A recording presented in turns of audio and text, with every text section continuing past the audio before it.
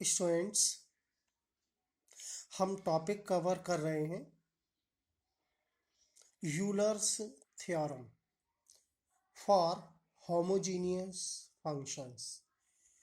तो हमने पिछली वीडियो में आपको यूलर्स थ्योरम क्या होती है, यानी क्या फॉर्मूला होता है और कब हम इसको अप्लाई करते हैं, ये बताया।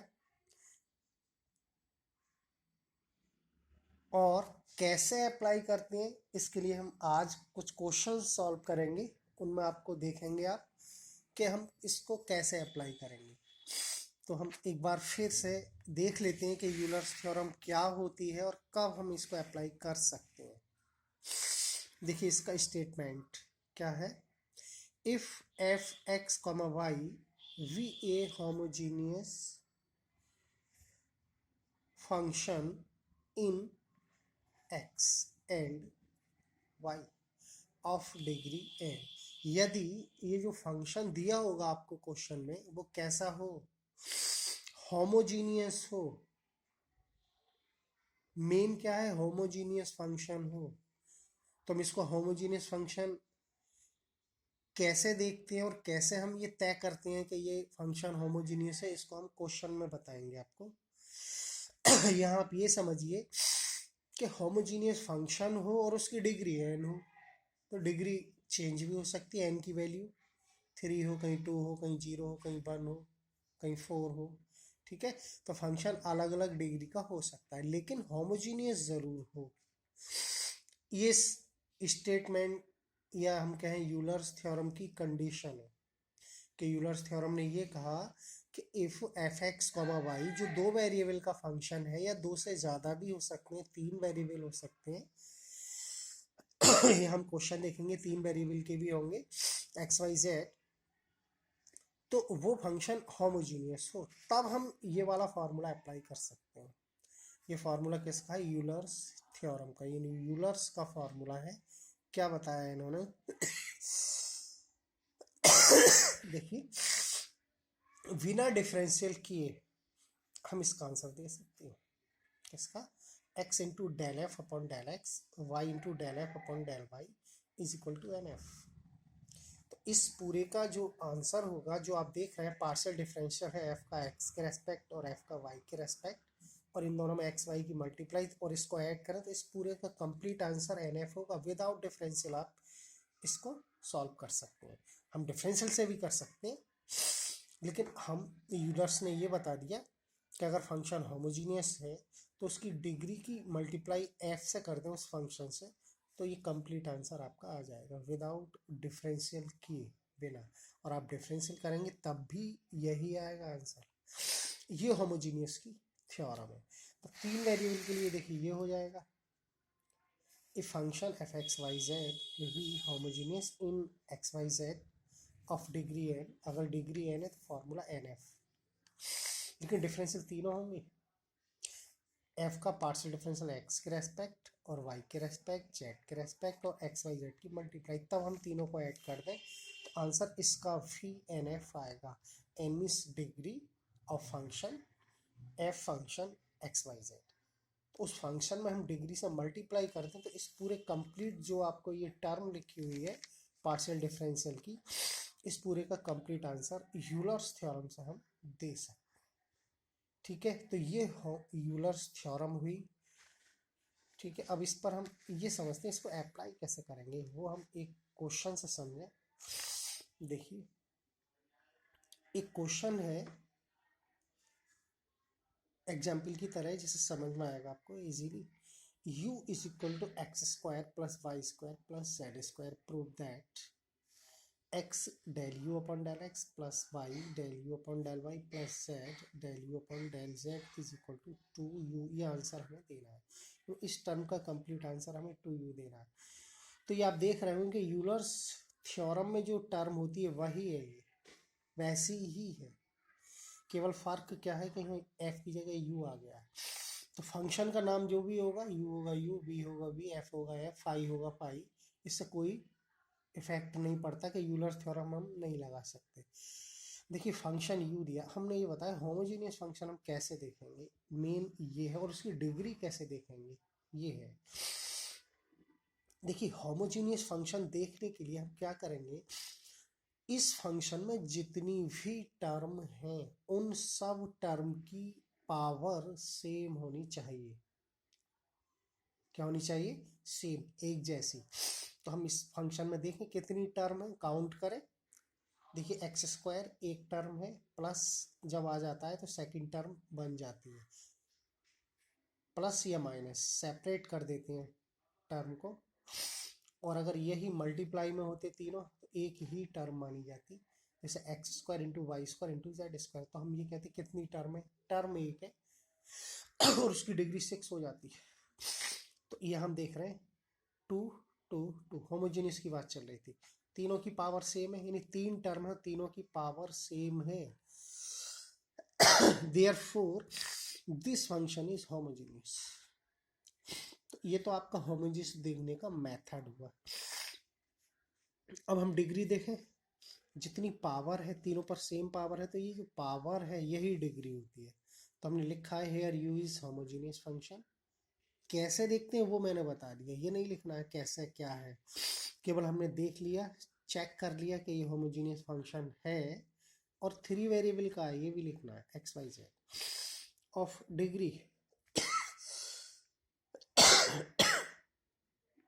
N equal to 2। डिग्री कहाँ देखा, एक और मैं थोड़ा सा समझा दूँ एग्जाम्पल लेकर।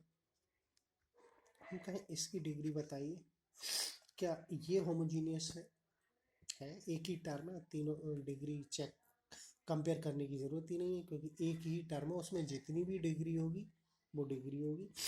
डिग्री कैसे देखेंगे, 2 2 2, तीनों की 2, मल्टीप्लाई में पावर प्लस हो जाती है तो क्या हो जाएगा, 6 हो जाएगी इसकी डिग्री। अगर मैं कहूँ x square upon y square, ये कोई फंक्शन है, तो न्यूमरेटर में डिग्री 2 है।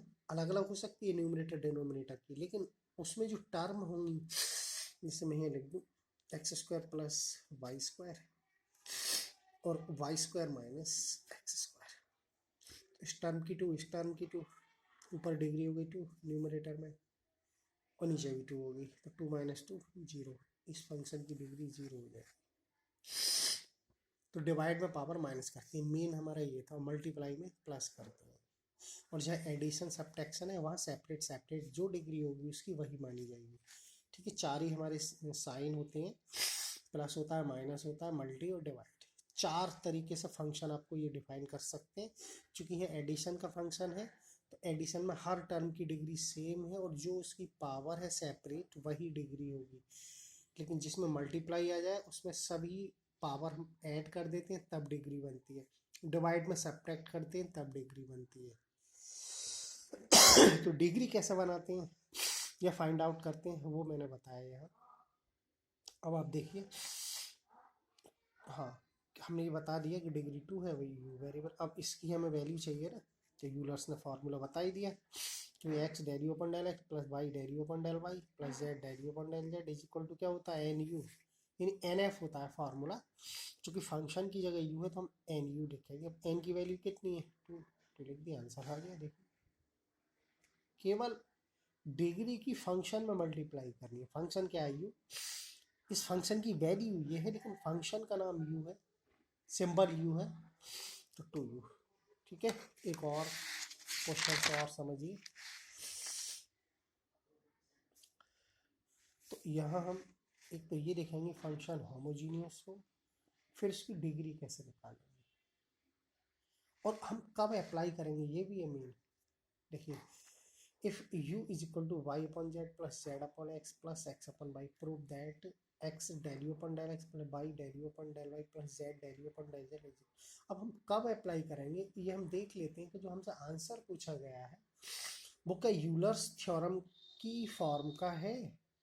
देखिए है, यही है, x del f upon del x वही फॉर्म है, y del f upon del Y plus z del f upon del Z is equal to 0 हमें आंसर देना है। वो हम यूलर्स से बताएंगे, उसमें डिग्री निकालेंगे और ये देखेंगे क्या ये फंक्शन होमोजीनियस है।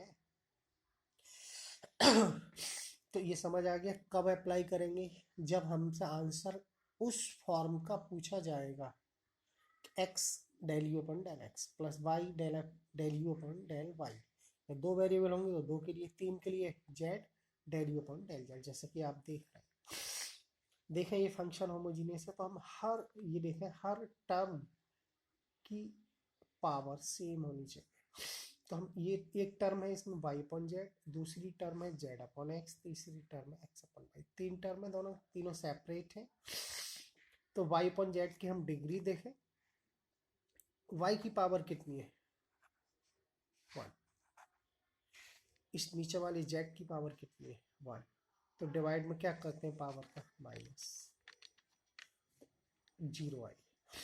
ठीक है, ऐसे जेड अपॉन एक्स, जेड की 1 है, एक्स की भी 1, 1 माइनस 1 0, एक्स की 1, वाई की 1, 1 माइनस 1 0। यानी तीनों जो आप देख रहे हैं टर्म, तीनों की जो हमारी पावर है वो 0 आ रही है।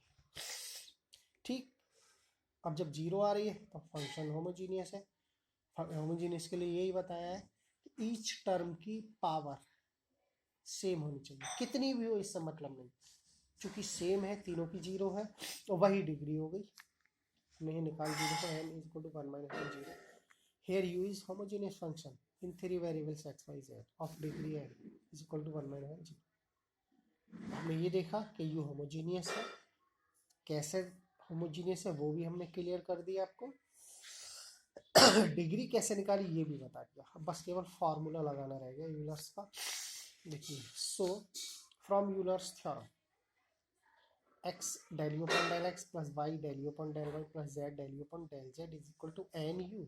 इसका आंसर क्या होता है, डिग्री की मल्टीप्लाई फंक्शन में। तो एन यू, एन कितना है 0, एन की जगह 0 लिखा तो 0 इंटू यू 0। यही हमें प्रूव करना था। देखिए यहाँ देख सकते हैं, तो क्यों अप्लाई की, क्योंकि जो हमारी टर्म थी वो यूलर्स के फॉर्म की थी और उसका आंसर हमें निकालना था, इसीलिए हमने यूलर्स थ्योरम को अप्लाई। अगर ये होमोजेनियस फंक्शन नहीं होता तो नहीं कर सकते थे हम इसको अप्लाई। ठीक है।